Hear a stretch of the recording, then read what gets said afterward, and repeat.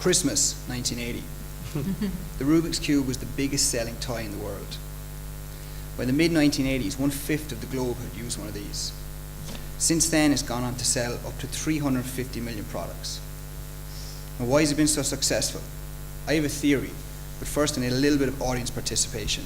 So I'm going to pass 2 of these to an audience member, 1 to a judge. So if you want to take one of those. Okay, thanks.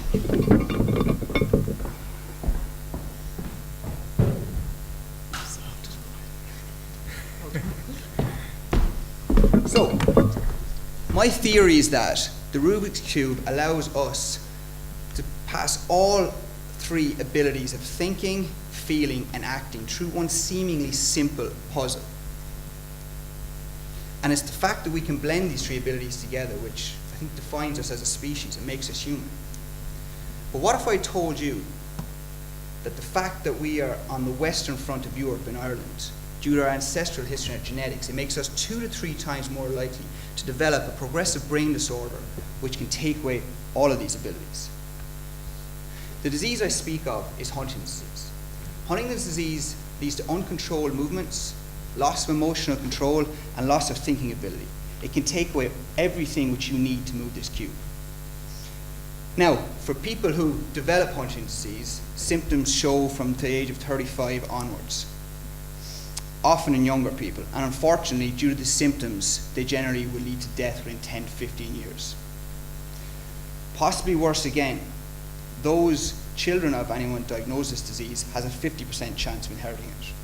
But right now at NUI Galway, I'm fortunate enough to be using state-of-the-art genetic editing technology, CRISPR-Cas9, to investigate the underlying mechanisms which drive this disease on.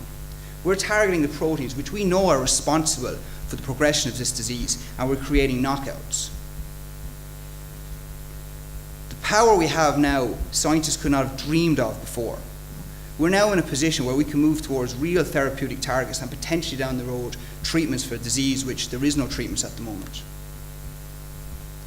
The quest to solve Huntington's disease began decades ago, but we're now starting to move into a position where we can lead to real change. So for a second, I'd like those of you who are holding this cube. And what I meant to say was I was going to ask you not to move it, but I'm sure someone moved it. The emotions you would feel if I had said to you, don't move it, I would imagine would have been frustration. Now keep in mind, someone who suffers Huntington's disease is said to be a prisoner in their own body. They could not move this cube. But now, due to CRISPR-Cas9 and gene editing, we're getting to a point where we're starting to solve the Rubik's Cube, which is Huntington's disease. Thank you.